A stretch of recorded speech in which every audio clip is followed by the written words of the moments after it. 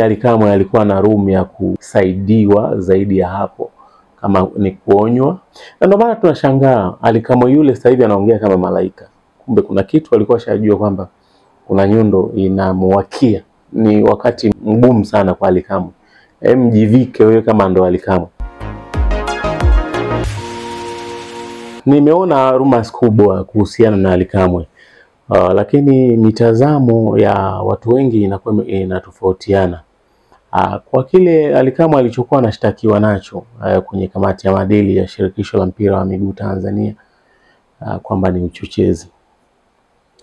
Ninaamini shirikisho kama wazazi wa mpira wa Tanzania wangeweza pia kuona vinginevyo kufanya, badala ya kumbani kijana mdogo anaendelea kujitafuta.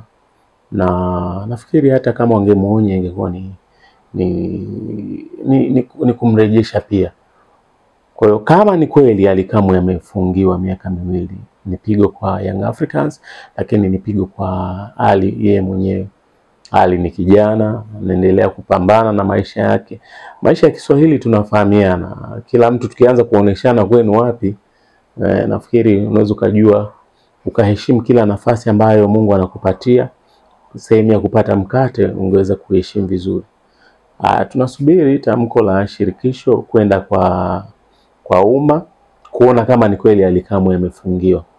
Lakini vinginevyo mtaani kuna mitazamo tofauti kwa wachambuzi, wana michezo mbalimbali. Wanaamini Ally Kamwe alikuwa na room ya kusaidiwa zaidi ya hapo, kama ni kuonywa, ili kusudi kutokufikia. Nyundo mbili ni nyingi sana Sheikh. Unajua kipigwa miaka 2 tunahesabu miezi 24, ambapo ni kama majuma 108 hivi. Umeelewa? Wiki 108. Upati salary, au kama unapata nusu kwa sababu umesimamishwa. Na huwezi kujua tena timu yako itakurejesha, kwa sababu kumbuka Manara alivyopigwa zilikuwa mvua ngapi, 5 sui, baadaye zikashushwa na gharama ikashushwa. Alivyokuja engineer na Yanga yake wakamwambia bana, wewe utakuwa mwanachama wa kawaida. Kwa naamini shirikisho pale kuna watu wazima, mzee wetu Karia na watu mbalimbali. Unajua mpira ni maisha. Kwa waandishi kama sisi tunapata mileage kulingana na ubora wa ligi yetu, lakini kwa wachambuzi wanapata mileage na vitu vya kuzungumza. Katika kuzungumza kule wanatengeneza pesa kwenye platform zao na makampuni mbalimbali.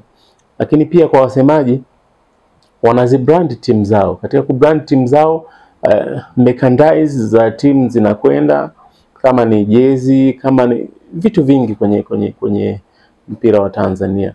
Lakini pia kwenye vituo vya habari vitu vinakwenda, watu wanapata matangazo kwa ajili ya vipindi vinavyoendeshwa vya kimpira. Kwa naamini kwanza kalitazama. Najua tamko halijatoka, lakini ni wakati mgumu sana kwa Ally Kamwe. Mjivike wewe kama ndo Ally Kamwe.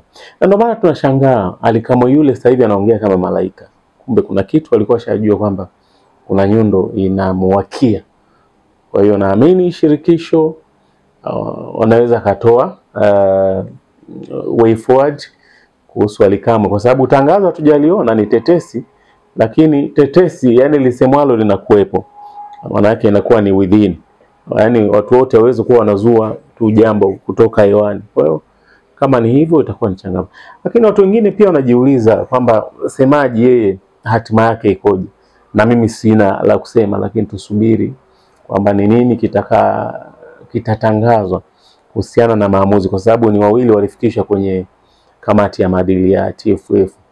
Mimi naitwa Peter Luse. Ifuate BMTV Tanzania kwenye mitandao ya kijamii, Instagram, Facebook na X, Twitter zamani. Website yetu ni www.bmtvtanzania.com.